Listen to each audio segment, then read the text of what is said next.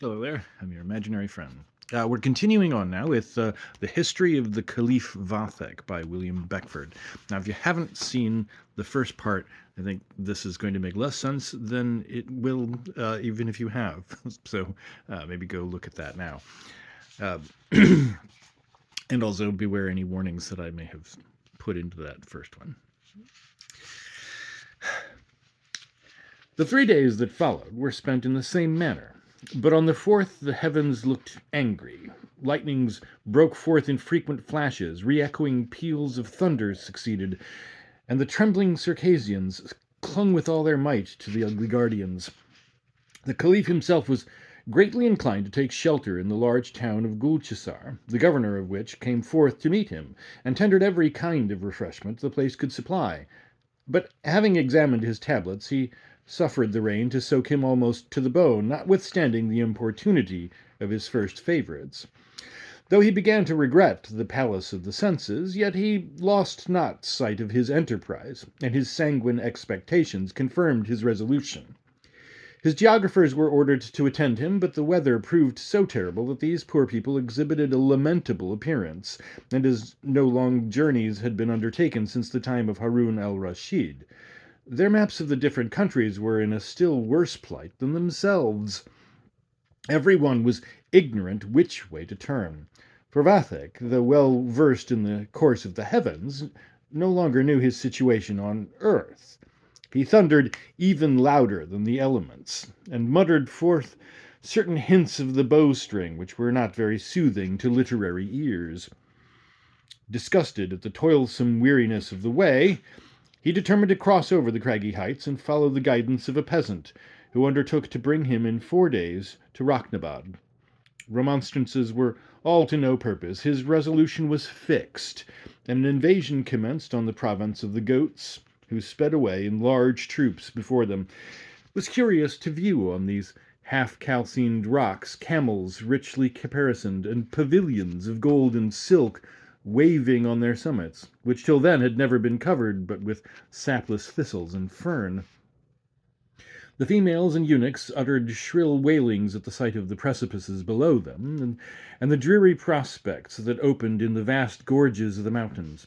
Before they could reach the ascent of the steepest rock, night overtook them, and a boisterous tempest arose, which, having rent the awnings of the palanquins and cages, exposed to the raw gusts the poor ladies within, who had never before felt so piercing a cold. The dark clouds that overcast the face of the sky deepened the horrors of this disastrous night, insomuch that nothing could be heard distinctly but the mewling of pages and lamentations of sultanas. To increase the general misfortune, the frightful uproar of wild beasts resounded at a distance, and there were soon perceived in the forest they were skirting the glaring eyes which could belong only to devils or tigers. The pioneers, who, as well as they could, had marked out a track, and a part of the advanced guard, were devoured before they had been in the least apprised of their danger. The confusion that prevailed was extreme. Wolves, tigers, and other carnivorous animals, invited by the howling of their companions, flocked together from every quarter. The crashing of bones was heard on all sides, and a fearful rush of wings overhead, for now vultures also began to be of the party. The terror at length reached the main body of the troops which surrounded the monarch and his harem at the distance of 2 leagues from the scene.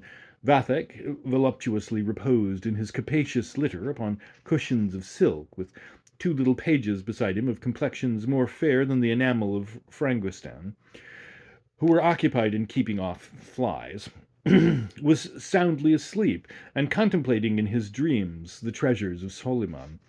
The shrieks, however, of his wives awoke him with a start, and instead of the Giaour with his key of gold, he beheld Bababaluk, full of consternation. "Sire," exclaimed the good servant of the most potent of monarchs, "misfortune is arrived at its height.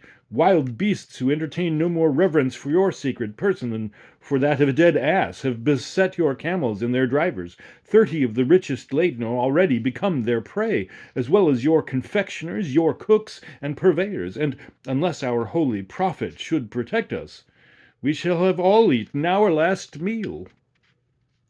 At the mention of eating, the Caliph lost all patience. He began to bellow, and even beat himself, for there was no seeing in the dark. The rumour every instant increased, and Bababaluk, finding no good could be done with his master, stopped both his ears against the hurly-burly of the harem, and called out aloud, "Come, ladies and brothers, all hands to work, strike light in a moment. Never shall it be said that the commander of the faithful served to regale these infidel brutes." Though there wanted not in this bevy of beauties a sufficient number of capricious and wayward, yet on the present occasion they were all compliance. Fires were visible in a twinkling in all their cages. 10,000 torches were lighted at once, and Caliph himself seized a large one of wax. Every person followed his example, and by kindling ropes' ends dipped in oil and fastened on poles, an amazing blaze was spread. The rocks were covered with the splendor of sunshine. The trails of sparks wafted by the wind communicated to the dry fern, of which there were plenty. Serpents were observed to crawl forth from their retreats with amazement and hissings, while the horses snorted, stamped the ground, tossed their noses in the air, and plunged about without mercy. One of the forests of cedar that bordered their way took fire, and the branches that overhung the path, extending their flames to the muslin and chintzes which covered the cages of the ladies, obliged them to jump out at the peril of their necks.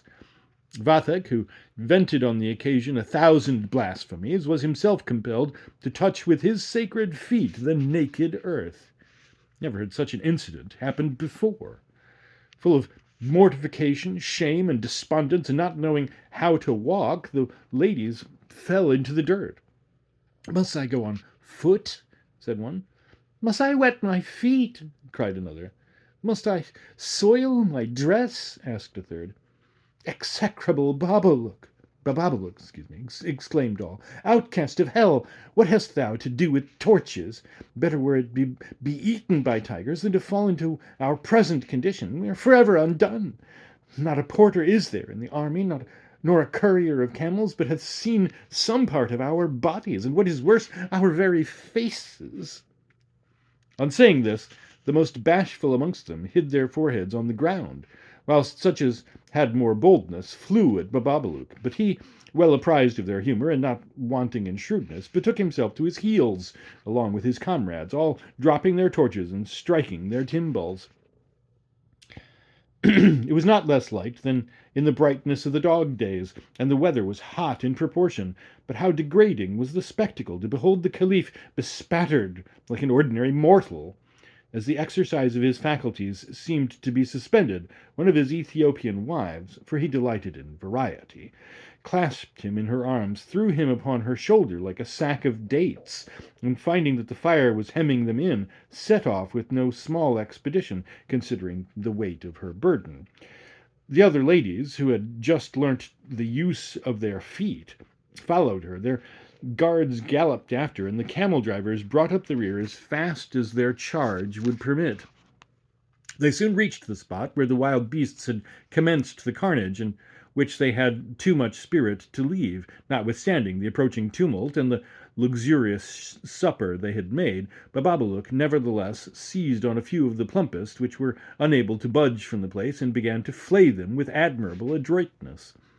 The cavalcade being got so far from the conflagration as that the heat felt rather grateful than violent, it was immediately resolved on to halt.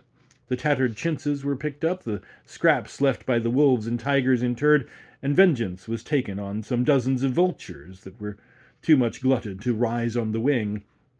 The camels, which had been left unmolested to make sal ammoniac, being numbered, and the ladies once more enclosed in their cages, the imperial tent was pitched on the levelest ground they could find. Vathek, reposing upon a mattress of down, and tolerably recovered from the jolting of the Ethiopian, who to his feelings seemed the roughest trotting jade he had hitherto mounted, called out for something to eat. But alas, those delicate cakes which had been baked in silver ovens for his royal mouth, those rich manchets, amber comfits, flagons of Shiraz wine, porcelain vases of snow, and grapes from the banks of the Tigris, were all irredeemably lost.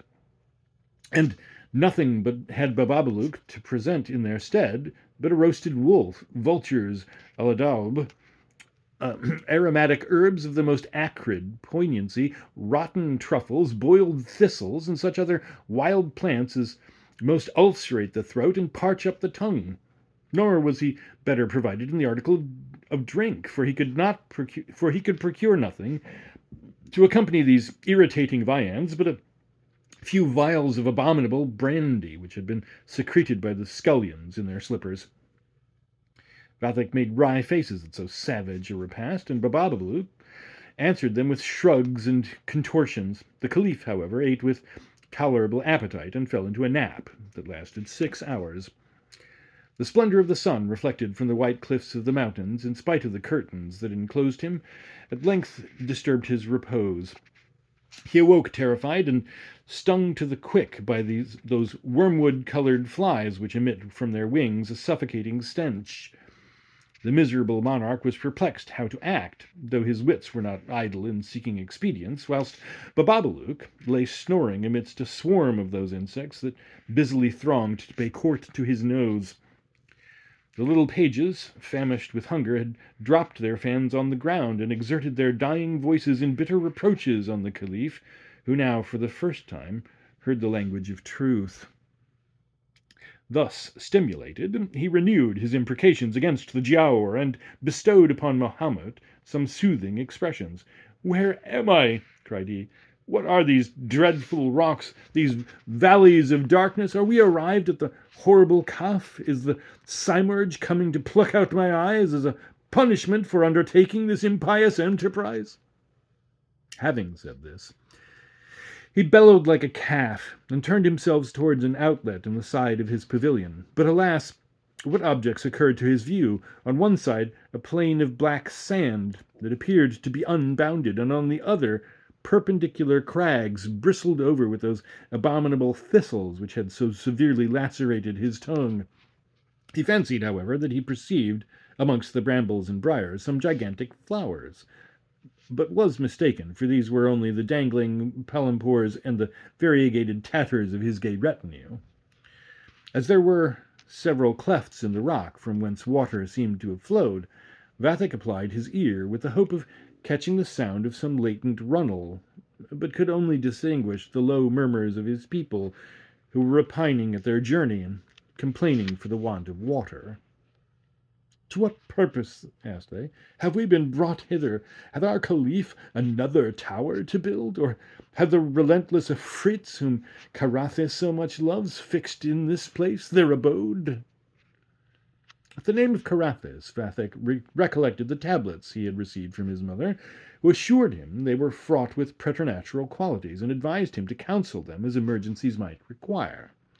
Whilst he was engaged in turning them over, he heard a shout of joy and a loud clapping of hands. The curtains of his pavilion were soon drawn back, and he beheld Bababalouk, followed by a troop of his favourites, conducting 2 dwarfs, each a cubit high, which brought between them a large basket of melons, oranges, and pomegranates. They were singing in the sweetest tones the words that follow: "We dwell on the top of these rocks in a cabin of rushes and canes. The eagles envy us our nest. A small spring supplies us with abdest, and we daily repeat prayers which the Prophet approves. We love you, O Commander of the Faithful. Our master, the good Emir Fakhreddin, loves you also. He reveres in your person the vicegerent of Mohammed. Little as we are, in us he confides. He knows our hearts to be good as our bodies are contemptible, and hath placed us here to aid those who are bewildered on these dreary mountains. Last night, whilst we were occupied within our cell in reading the Holy Koran, a sudden hurricane blew out our lights and rocked our habitation. For 2 whole hours a palpable darkness prevailed, but we heard sounds at a distance, which we conjectured to proceed from the bells of a kafila passing over the rocks. Our ears were soon filled with deplorable shrieks, frightful roarings, and the sound of timbals. Chilled with terror, we concluded that the Deggial, with his exterminating angels, had sent forth their plagues on the earth.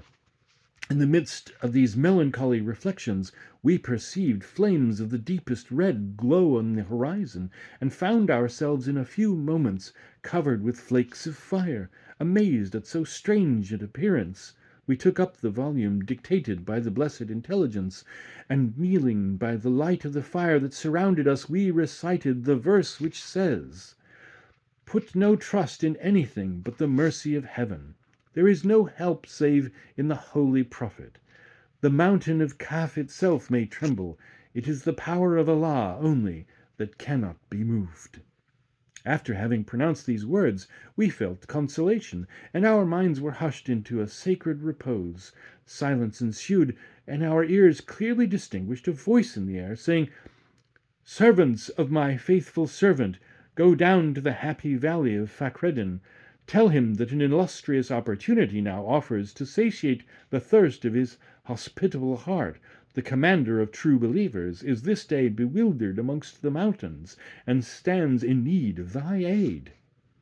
We obeyed with joy the angelic mission, and our master, filled with pious zeal, hath culled with his own hands these melons, oranges, and pomegranates. He is following us with 100 dromedaries laden with the purest waters of his fountains, and is coming to kiss the fringe of your consecrated robe, and implore you to enter his humble habitation, which, placed amidst these barren wilds, resembles an emerald set in lead. The dwarfs, having ended their address, remained still standing, and with hands crossed upon their bosoms, preserved a respectful silence. Vathek, in the midst of this curious harangue, seized the basket, and long before it was finished the fruits had dissolved in his mouth. As he continued to eat, his piety increased, and in the same breath which recited his prayers, he called for the Koran and sugar. Such was the state of his mind when the tablets, which were thrown by at the approach of the dwarfs, again attracted his eye. He took them up, but was ready to drop on the ground, when he beheld in large red characters these words inscribed by Carathis, which were indeed enough to make him tremble: "Beware of thy old doctors and their puny messengers of but 1 cubit high. Distrust their pious frauds, and instead of eating their melons, impale on a spit the bearers of them. Shouldst thou be such a fool as to visit them, the portal of the subterranean palace will be shut in thy face, and with such force as shall shake thee asunder. Thy body shall be spit upon, and bats will engender in thy belly." "To what tends this ominous rhapsody?" cries the Caliph. "And must I then perish in these deserts with thirst, whilst I may refresh myself in the valley of melons and cucumbers? Accursed be the Giaour with his portal of ebony. He hath made me dance attendance too long already. Besides, who shall prescribe laws to me? I forsooth must not enter any one's habitation. Be it so, but what one can I enter that is not my own?" Bababaluk, who lost not a syllable of this soliloquy, applauded it with all his heart, and the ladies for the first time agreed with him in opinions. The dwarfs were entertained, caressed, and seated with great ceremony on little cushions of satin. The symmetry of their persons was the subject of criticism. Not an inch of them was suffered to pass unexamined. Knickknacks and dainties were offered in profusion, but all were declined with respectful gravity. They clambered up the sides of the Caliph's seat, and, placing themselves each on one of his shoulders, began to whisper prayers in his ears. Their tongues quivered like the leaves of a poplar, and the patience of Vathek was almost exhausted, when the acclamations of the troops announced the approach of Fakhreddin, who was come with 100 old greybeards and as many Korans and dromedaries. They instantly set about their ablutions, and began to repeat the Bismillah.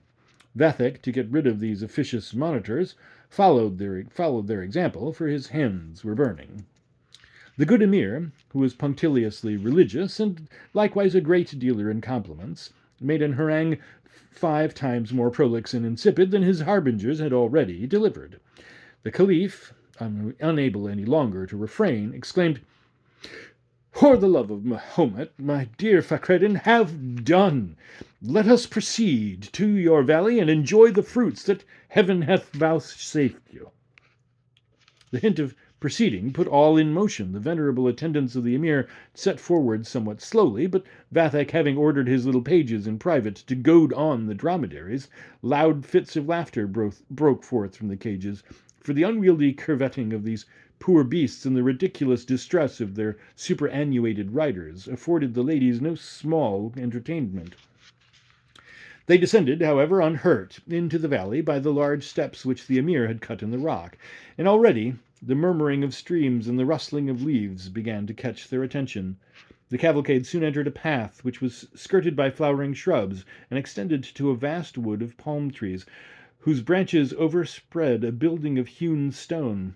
This edifice was crowned with 9 domes, and adored with as many portals of bronze, on which was engraven the following inscription: "This is the asylum of pilgrims, the refuge of travelers, and the depository of secrets for all parts of the world." 9 pages, beautiful as the day, and clothed in robes of Egyptian linen, very long and very modest, were standing at each door. They received the whole retinue with an easy and inviting air. 4 of the most amiable placed the Caliph on a magnificent takhtravan. 4 others, somewhat less graceful, took charge of Bababaluk, who capered for joy at the snug little cabin that fell to his share. The pages that remained waited on the rest of the train.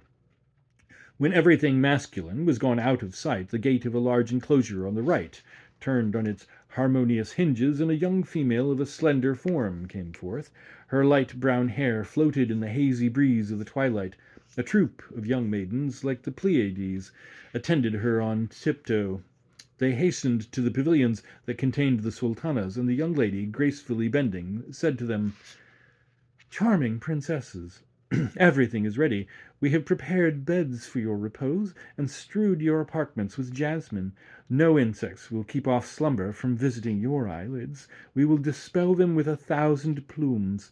Come then, amiable ladies, refresh your delicate feet and your ivory limbs in baths of rose water, and by the light of perfumed lamps your servants will amuse you with tales." The sultanas accepted with pleasure these obliging offers, and following the young lady to the emir's harem, where we must for a moment leave them and return to the Caliph.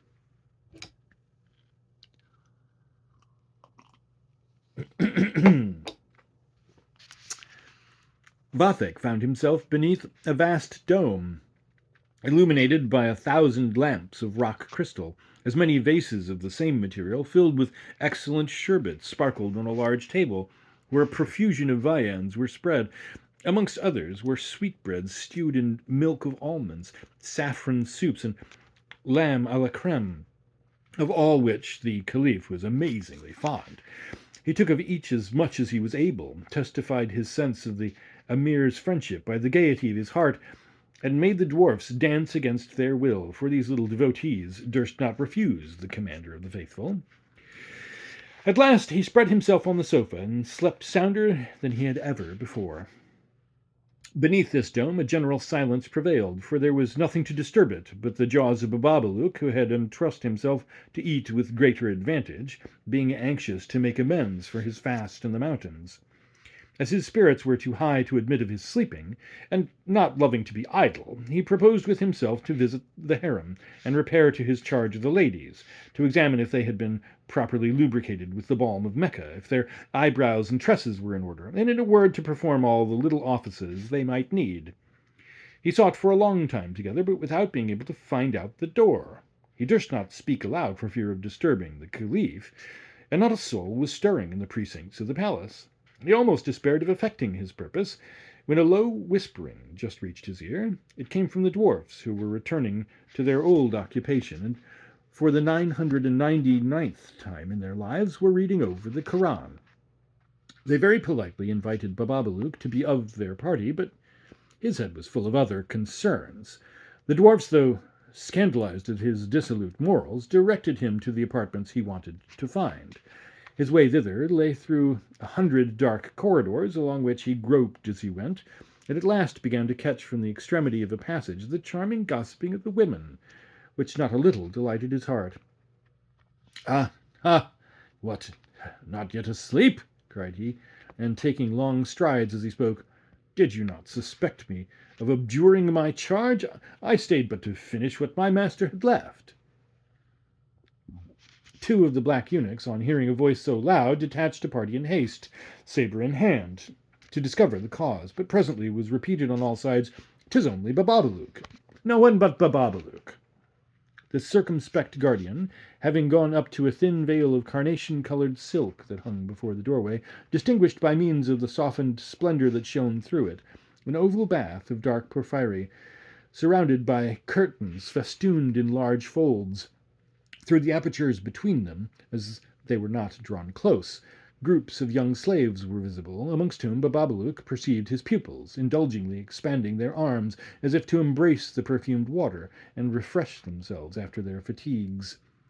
The looks of tender languor, their confidential whispers, and the enchanting smiles with which they were imparted, the exquisite fragrance of the roses, all combined to inspire a voluptuousness which even Bababalouk himself was scarce able to withstand. He summoned up, however, his usual solemnity, and in the peremptory tone of authority commanded the ladies instantly to leave the bath. Whilst he was issuing these mandates, the young Nouronihar, daughter of the emir, who was sprightly as an antelope and full of wanton gaiety, beckoned one of her slaves to let down the great swing which was suspended to the ceiling by cords of silk, and whilst this was doing, winked to her companions in the bath, who, chagrined to be forced from so soothing a state of indolence, began to twist it round Bababalouk and tease him with 1,000 vagaries. When Nouronihar perceived that he was exhausted with fatigue, she accosted him with an arch air of respectful concern, and said, "My lord, it is not by any means decent that the chief eunuch of the Caliph, our sovereign, should thus continue standing. Deign but to recline your graceful person upon this sofa, which will burst with vexation if it have not the honour to receive you." Caught by these flattering accents, Bababalouk gallantly replied, "Delight of the apple of my eye, I accept the invitation of thy honeyed lips, and to say truth, my senses are dazzled with the radiance that beams from thy charms." "Repose, then, at your ease," replied the beauty, and placed him on the pretended sofa, which, quicker than lightning, gave way all at once.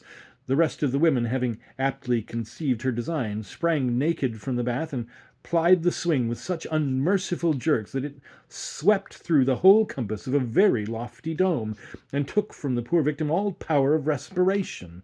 Sometimes his feet raised the surface of the water, and others the skylight almost flattened his nose.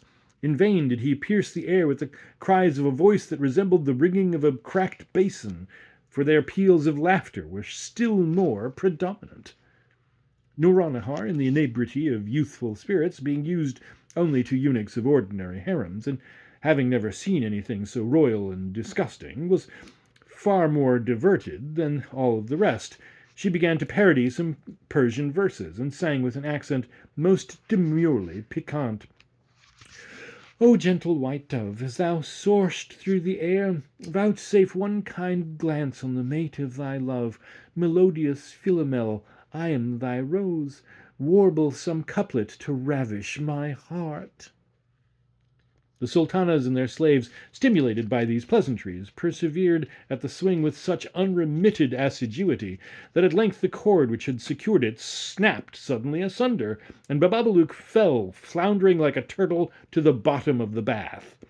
This accident occasioned a universal shout. 12 little doors, till now unobserved, flew open at once, and the ladies in an instant made their escape, after throwing all the towels on his head, and putting out the lights that remained.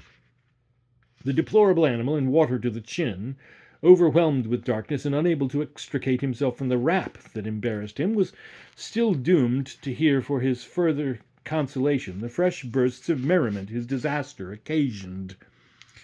He bustled, but in vain, to get from the bath, for the margin was become so slippery with the oil spilt in breaking the lamps, that at every effort he slid back with a plunge which resounded aloud through the hollow of the dome.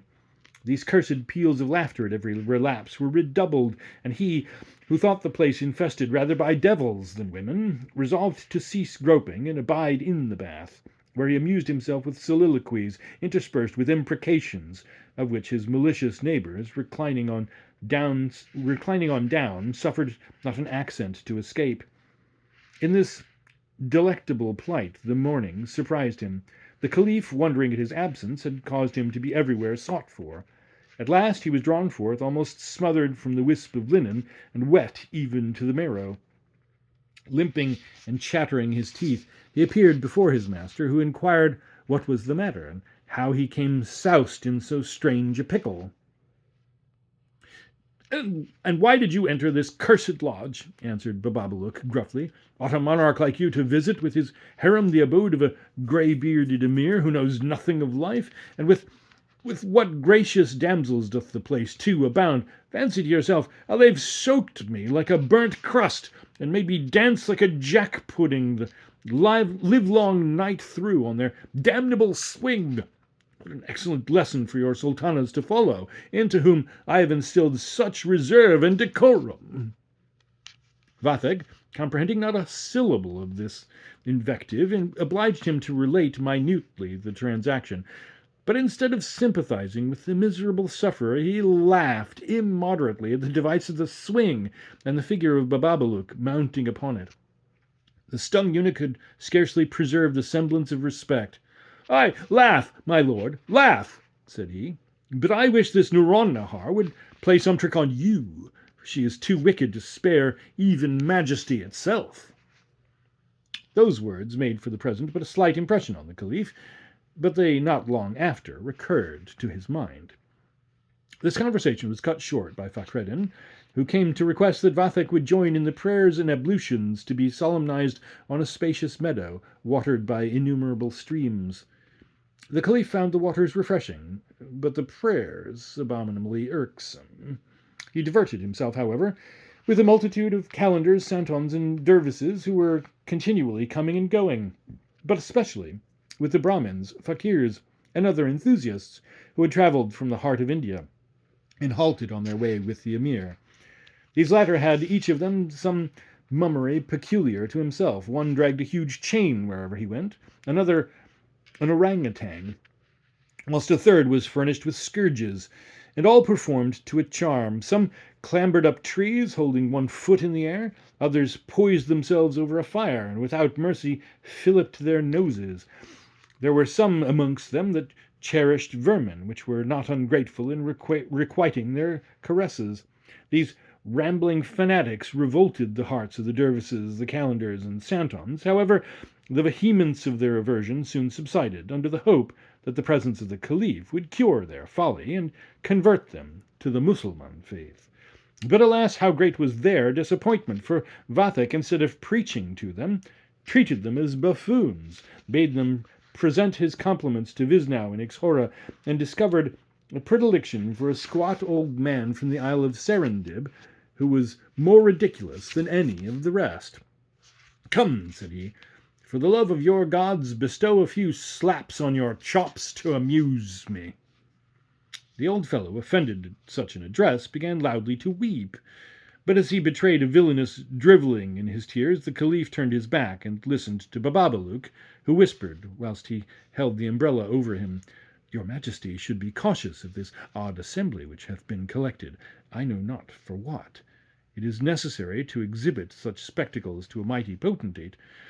Is it necessary to exhibit such spectacles to a mighty potentate with interludes of telepoins more mangy than dogs? Were I you, I would command a fire to be kindled, and at once purge the earth of the emir, his harem, and all his menagerie." "Tush, dolt," answered Vathek, "and know that all this infinitely charms me. Nor shall I leave the meadow till I have visited every hive of these pious mendicants." Wherever the Caliph directed his course, objects of pity were sure to swarm round him. The blind, the purblind, smarts without noses, damsels without ears, each to extol the munificence of Fakreddin, who, as well as his attendant greybeards, dealt about gratis plasters and cataplasms to all that applied. At noon, a superb corps of cripples made its appearance, and soon after advanced by platoons on the plain, the completest association of invalids that had ever been embodied till then. The blind went groping with the blind, the lame limped on together, and the maimed made gestures to each other with the only arm that remained. The sides of a considerable waterfall were crowded by the deaf, amongst whom were some from Pegu, with ears uncommonly handsome and large, but were still less able to hear than the rest. Nor were there wanting others in abundance, with humpbacks, wenny necks, and even horns of an exquisite polish. The Emir, to aggrandize the solemnity of the festival in honour of his illustrious visitant, ordered the turf to be spread on all sides with skins and tablecloths, upon which were served up for the good Mussulmans pilaus of every line, with other orthodox dishes, and, by the express order of Vathek, who was shamefully tolerant, small plates of abominations for regaling the rest. This prince, on seeing so many mouths put in motion, began to think it time for employing his own. In spite, therefore, of every remonstrance from the chief of his eunuchs, he resolved to have a dinner dressed on the spot. The complacent emir immediately gave orders for a table to be placed in the shade of the willows. The first service consisted of fish, which they drew from a river flowing over sands of gold at the foot of a lofty hill. These were broiled as fast as taken, and served up with a sauce of vinegar, and small herbs that grow on Mount Sinai, for everything with the emir was excellent and pious. The dessert was not quite set on when the sound of lutes from the hill was repeated by the echoes of the neighbouring mountains. The Caliph, with an emotion of pleasure and surprise, had no sooner raised up his head than a handful of jasmine dropped on his face. An abundance of tittering succeeded the frolic, and instantly appeared through the bushes the elegant forms of several young females, skipping and bounding like roes. The fragrance diffused from their hair struck the sense of Vathek, who, in an ecstasy, suspending his repast, said to Bababaluk, "Are the Paris come down from their spheres? Note in her particular, whose form is so perfect, venturously running on the brink of the precipice, and turning back her head as regardless of nothing but the graceful flow of her robe. With what captivating impatience does she contend with the bushes for her veil? Could it be she who threw the jasmine at me?" "Ay, she it was, and you too would she throw from the top of the rock," answered Bababaluk, "for that is my good friend Nouronihar, who so kindly lent me her swing. My dear lord and master," added he, twisting a twig that hung by the rind from a willow, "let me correct her for want of respect. The emir will have no reason to complain, since, bating what I owe to his piety, he is much to be censured for keeping a troop of girls on the mountains, whose sharp air gives their blood too brisk a circulation." "Peace, blasphemer," said the Caliph. "Speak not thus of her, who over her mountains leads my heart a willing captive.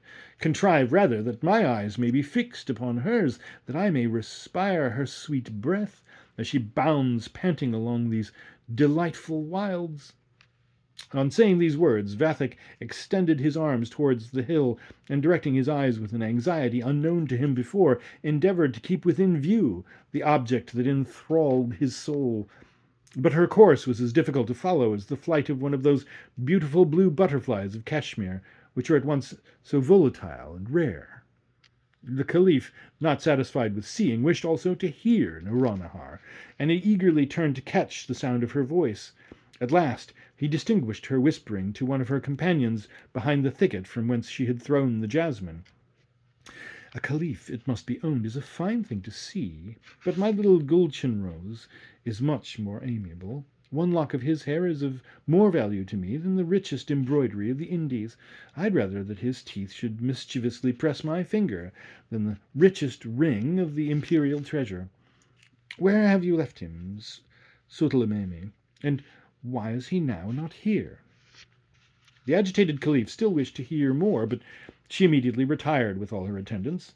The fond monarch pursued her with his eyes till she was gone out of sight, and then continued like a bewildered and benighted traveller from whom the clouds had obscured the constellations that guided his way. The curtain of night seemed dropped before him. Everything appeared discoloured. The falling waters filled his soul with dejection, and his tears trickled down the jasmines he had caught from Nouronihar and placed in his inflamed bosom. He snatched up a shining pebble to remind him of the scene where he felt the first tumults of love. 2 hours were elapsed, and evening drew on before he could resolve to depart from the place. He often, but in vain, attempted to go. A soft languor enervated the powers of his mind. Extending himself on the brink of the stream, he turned his eyes towards the blue summits of the mountain, and exclaimed, "What concealest thou behind thee? What is passing in thy solitudes? Whither is she gone? O heaven! Perhaps she is now wandering in thy grottos with her happy Gulchen rose." In the meantime, the damps began to descend, and the Emir, solicitous for the health of the Caliph, ordered the imperial litter to be brought. Vathek, absorbed in his reveries, was imperceptibly removed and conveyed back to the saloon that received him the evening before.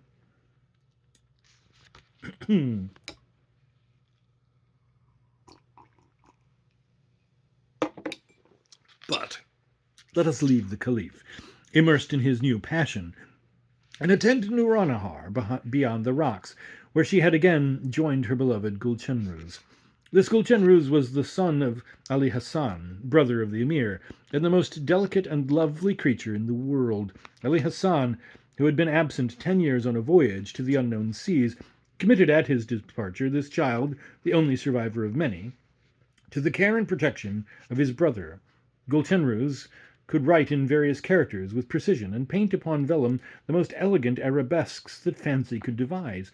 His sweet voice accompanied the lute in the most enchanting manner, and when he sang the loves of Mejnun and Laila, or some unfortunate lovers of ancient days, tears insensibly overflowed the cheeks of his auditors. The verses he composed, for, like Mejnun, he too was a poet, inspired that unresisting languor so frequently fatal to the female heart. The women all doted upon him, for though he had passed his 13th year, they still detained him in the harem. His dancing was light as the gossamer waved by the zephyrs of spring, but his arms, which twined so gracefully with those of the young girls in the dance, could neither dart the lance in the chase nor curb the steeds that pastured his uncle's domains. The bow, however, he drew with a certain aim, and would have excelled his competitors in the race could he have broken the ties that bound him to Nouronihar. The two brothers had mutually engaged their children to each other, and Nouronihar loved her cousin more than her eyes. Both had the same tastes and amusements, the same long, languishing looks, the same tresses, the same fair complexions, and when Gulchenrouz appeared in the dress of his cousin, he seemed to be more feminine than even herself. If at any time he left the harem to visit Fakreddin, it was with all the bashfulness of a fawn that consciously ventures from the lair of its dam. He was, however, wanton enough to mock the solemn old greybeards to whom he was subject, though sure to be rated without mercy in return. Whenever this happened, he would plunge into the recesses of the harem and, sobbing, take refuge in the arms of Nouronihar, who loved even his faults before the virtues of others. It fell out this evening that, after leaving the Caliph in the meadow, she ran with Gulchenrouz over the green sward of the mountain that sheltered the vale where Fakreddin had chosen to reside. The sun was dilated on the edge of the horizon, and the young people, whose fancies were lively and inventive, imagined they beheld in the gorgeous clouds of the west the domes of Shadukiyam and Amberabad, where the Peris have fixed their abode. Nouronihar, sitting on the slope of the hill, supported on her knees the perfumed head of Gulchenrouz. The air was calm, and no sound stirred but the voices of other young girls who were drawing cool water from the streams below. The unexpected arrival of the Caliph, and the splendour that marked his appearance, had already filled with emotion the ardent soul of Nouronihar. Her vanity irresistibly prompted her to pique the prince's attention, and this she before took good care to effect, whilst he picked up the jasmine she had thrown upon him. But when Gulchenrouz asked after the flowers he had culled for her bosom, Nouronihar was all in confusion. She hastily kissed his forehead, arose in a flutter, and walked with unequal steps on the border of the precipice. Night advanced, and the pure gold of the setting sun had yielded to a sanguine red, the glow of which, like the reflection of a burning furnace, flushed Nouronihar's animated countenance. Gulchenrouz, alarmed at the agitation of his cousin, said to her with a supplicating accent, "Let us be gone. The sky looks portentous, the Tamarisks tremble more than common, and the raw wind chills my very heart. Come, let us be gone. 'Tis a melancholy night. Then, taking hold of her hand, he drew it towards the path he besought her to go. Noranahar unconsciously followed the attraction, for 1,000 strange imaginations occupied her spirit. She passed the large round of honeysuckles, her favourite resort, without ever vouchsafing it a glance. Yet Gulchenrouz could not help snatching off a few shoots in his way, though he ran as if a wild beast were behind. The young female, seeing him approach in such haste, and, according to custom expecting a dance, instantly assembled in a circle, and took each other by the hand, but Gulchenrouz, coming up out of breath, fell down at once on the grass.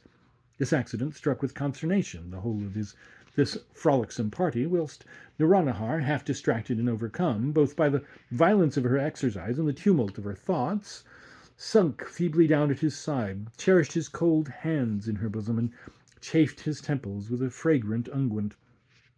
At length he came to himself, and, wrapping up his head in the robe of his cousin, entreated that she should not return to the harem. He was afraid of being snapped at by Shaban, his tutor, a wrinkled old eunuch of a surly disposition, for having interrupted the stated walk of Noranahar. He dreaded lest the churl should take it amiss. The whole of this sprightly group, sitting round upon a mossy knoll, began to entertain themselves with various pastimes, whilst their superintendents, the eunuchs, were gravely conversing at a distance. The nurse of the emir's daughter, observing her pupil sit ruminating with her eyes upon the ground, endeavoured to amuse her with diverting tales, to which Gulchenrouz, who had already forgotten his inquietudes, listened with a breathless attention. He laughed, he clapped his hands, and passed 100 little tricks on the whole of the company, without omitting the eunuchs, whom he provoked to run after him, in spite of their age and decrepitude. During these occurrences the moon arose, the wind subsided, and the evening became so serene and inviting that a resolution was taken to sup on the spot.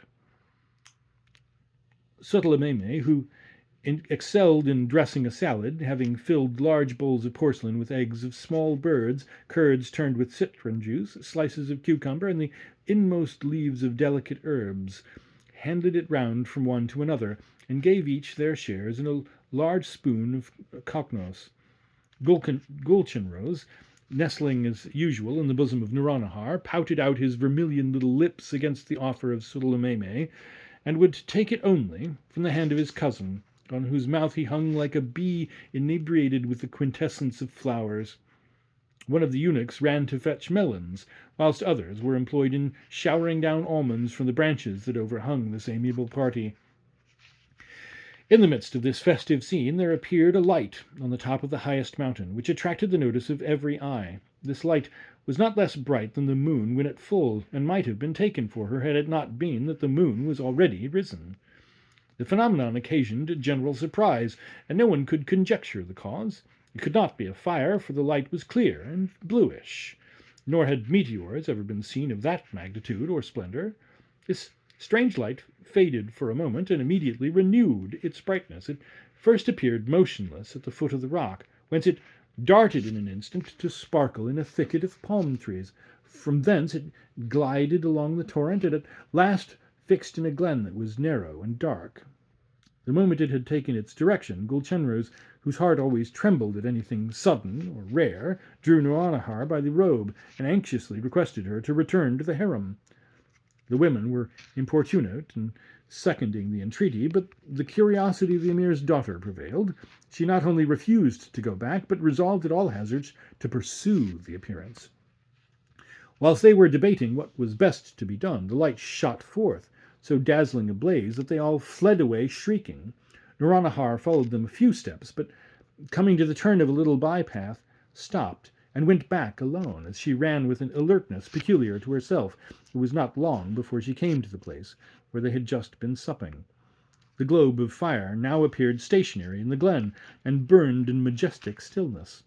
Noranahar, compressing her hands upon her bosom, hesitated for some moments to advance.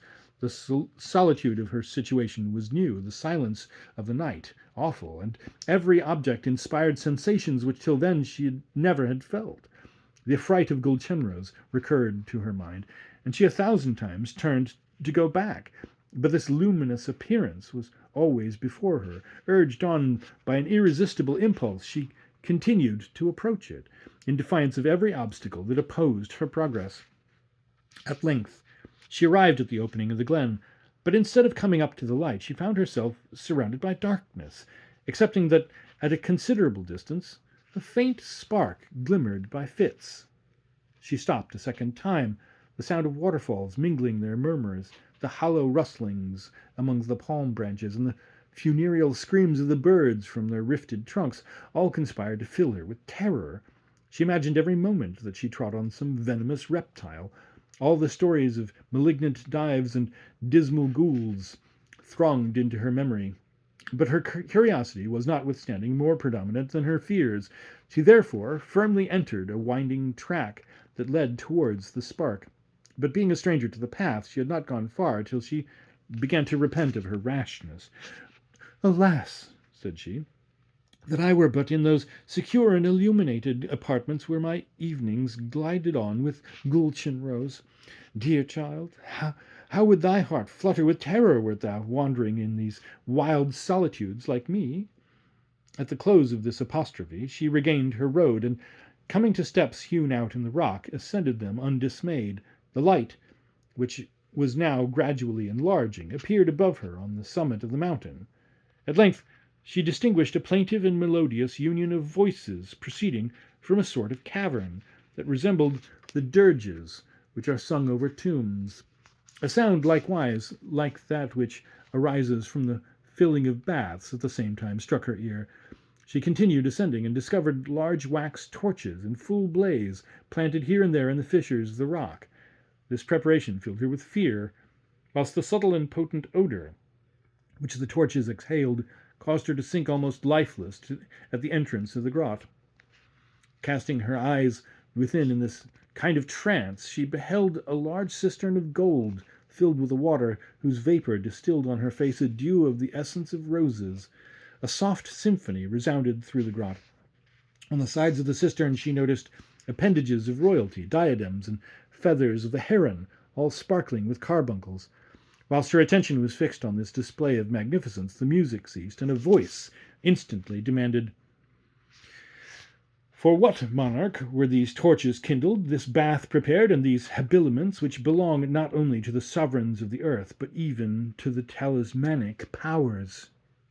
To which a second voice answered, "They are for the charming daughter of the Emir Fakhreddin."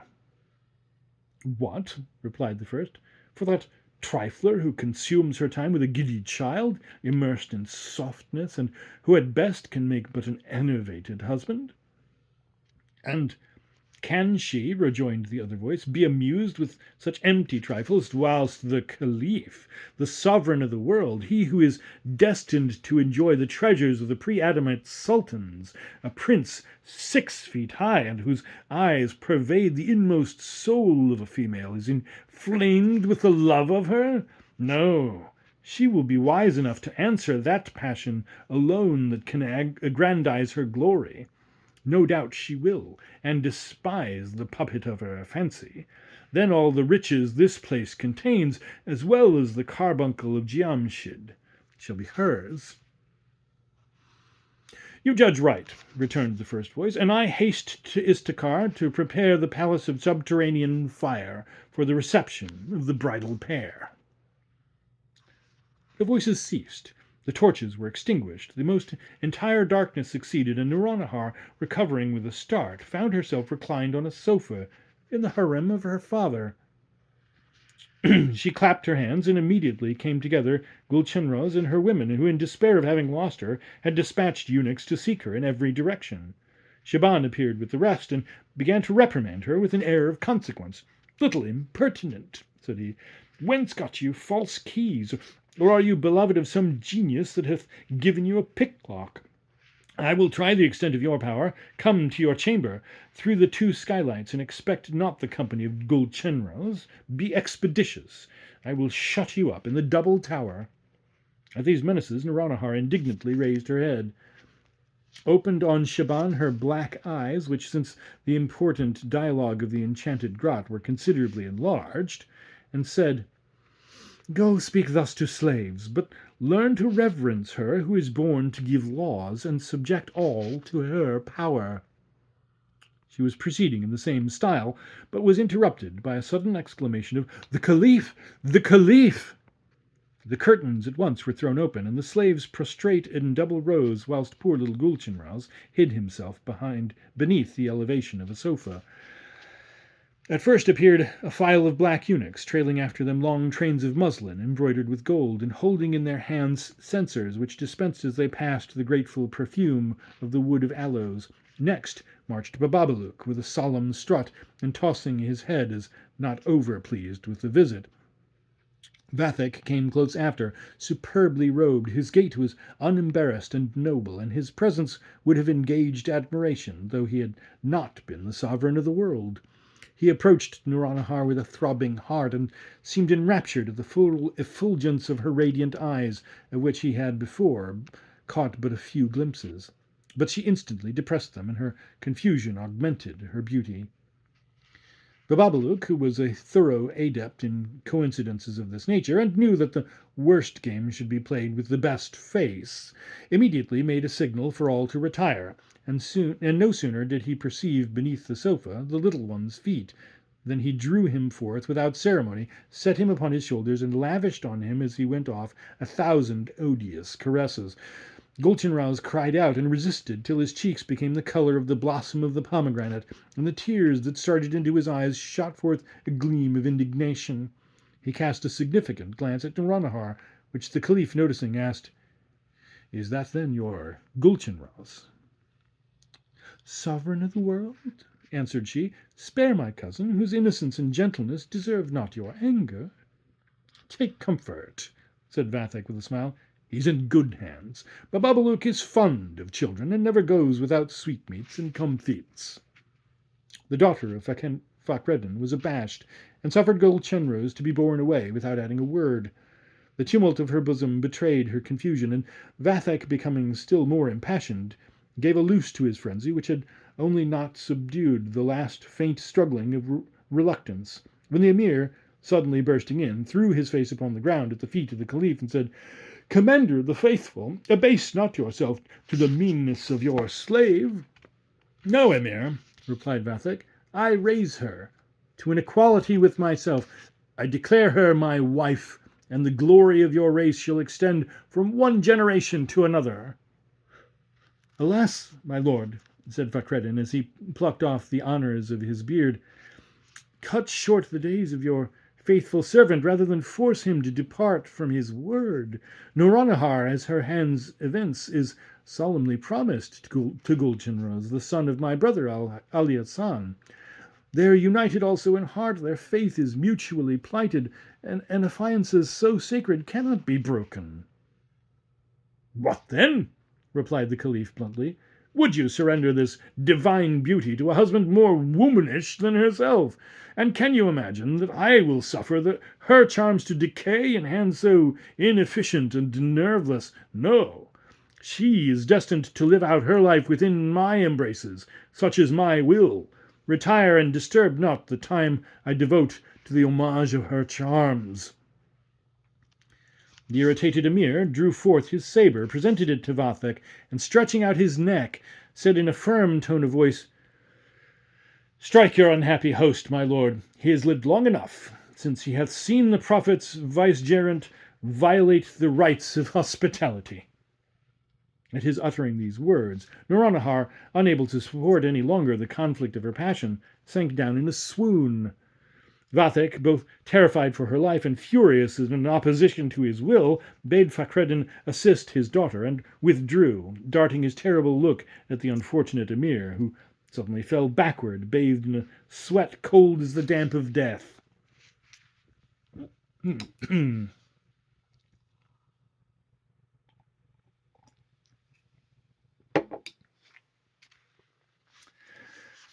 Gulchenrouz, who had escaped from the hands of Bababalouk and was that instant returned, called out for help as loudly as he could, not having strength to afford it himself. Pale and panting, the poor child attempted to revive Nouronihar by caresses, and it happened that the thrilling warmth of his lips restored her to life.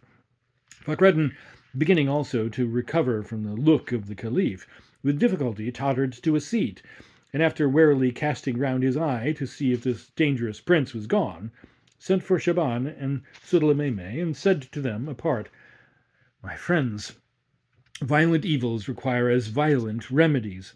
The Caliph has brought desolation and horror into my family, and how shall we resist his power?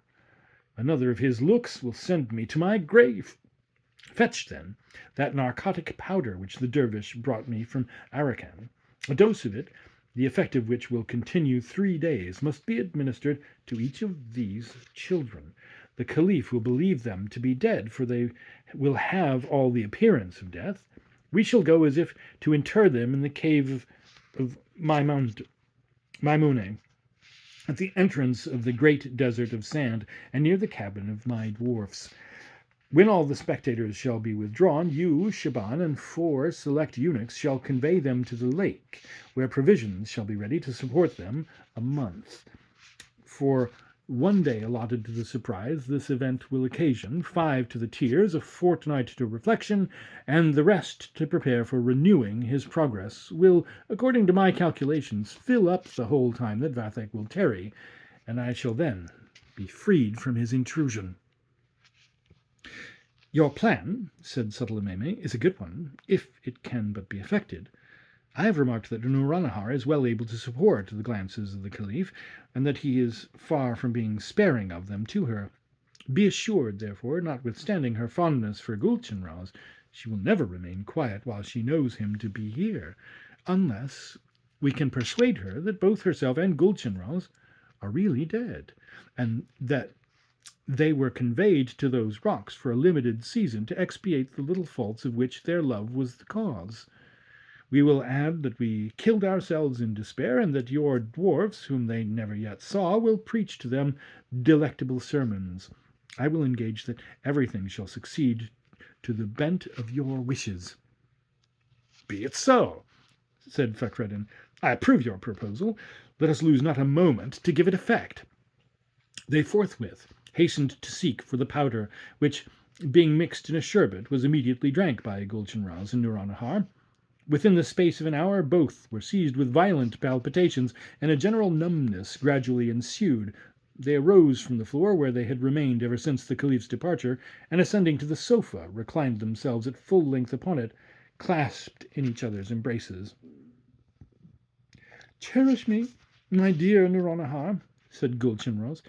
"Put thy hand upon thy heart, for it feels as if it were frozen. Alas, thou art as cold as myself. Hath the Caliph murdered us both with his terrible look?" "I am dying," cried she in a faltering voice. "Press me closer. I am ready to expire." "Let us then die together," answered the little Gulchenrouz, whilst his breast laboured with a convulsive sigh. "Let me at least breathe forth my soul on thy lips." They spoke no more, and became as dead. Immediately the most piercing cries were heard throughout the harem, whilst Shaban and Sudalimeme personated with great adroitness the parts of persons in despair. The Emir, who was sufficiently mortified to be forced into such untoward expedients, and had now for the first time made a trial of his powder, was under no necessity of counterfeiting grief. The slaves, who had flocked together from all quarters, stood motionless at the spectacle before them. All lights were extinguished save 2 lamps, which shed a wan glimmering over the faces of these lovely flowers that seemed to be faded in the springtime of life. Funeral vestments were prepared. Their bodies were washed with rosewater, their beautiful tresses were braided and incensed, and they were wrapped in simars whiter than alabaster.